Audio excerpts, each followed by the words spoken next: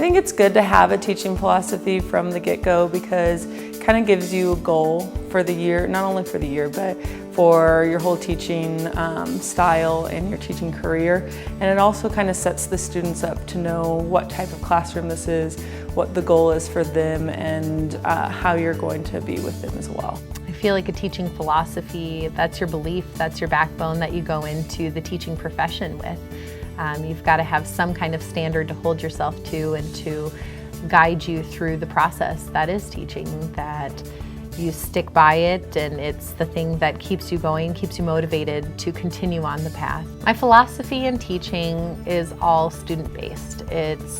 I believe that every child is able to learn and be successful if they're given the right environment and opportunity to do so. I believe that all children can learn if they're given a nurturing environment, an environment that has high structures and high expectations. I believe that if a child feels cared for and they build a relationship and a bond with a teacher, they can also be extra successful. I think my philosophy has just grown bigger and deeper in terms of building better relationships with students.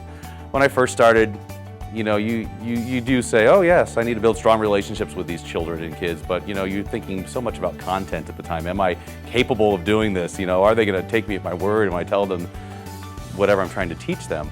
With trust, then they'll follow you down that road. They'll follow you anywhere you need to go. Like I tell my kiddos, I'm the same person outside the classroom that I am inside the classroom. I don't have a fake persona, something that I put on. I don't talk any different outside the classroom versus I do inside the classroom. I think the kids really can judge when you're a real person versus when you're playing a role of a teacher.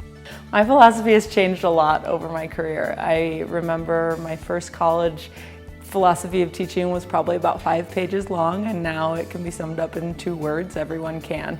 You learn to think a lot faster on your feet when you're actually in the field teaching, and you kind of learn to narrow things down and get to the heart of the matter a little bit more. It's important to keep your philosophy of teaching fluid just because the student population is always changing.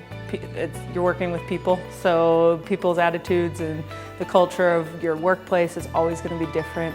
You're not going to be the same person that you were 10 years ago when you first wrote your philosophy, and things will be more important to you, and especially as you gain more experience. So as the standards have changed through the years, and today's youth has changed a lot as well from where they were even 10, 13, 14 years ago. And we've had to really push our kids to be a different kind of thinker. It's turning into more of a critical thinking kind of world where kids really need to learn some critical thinking skills. And I feel like that's very different from where it was even when I began teaching. But I feel when you are positive and you are supportive with the students and they know that you care, you put those expectations in front of them and you say, I know it's going to be risky, I know it's going to be scary, I know this is new.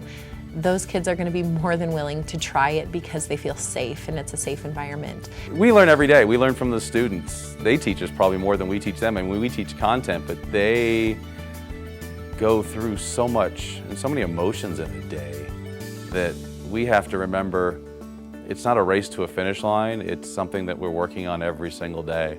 And you have to, again, it just goes back to building that relationship with those kids and learning who they are. And it's always changing. So every day we're learning something new.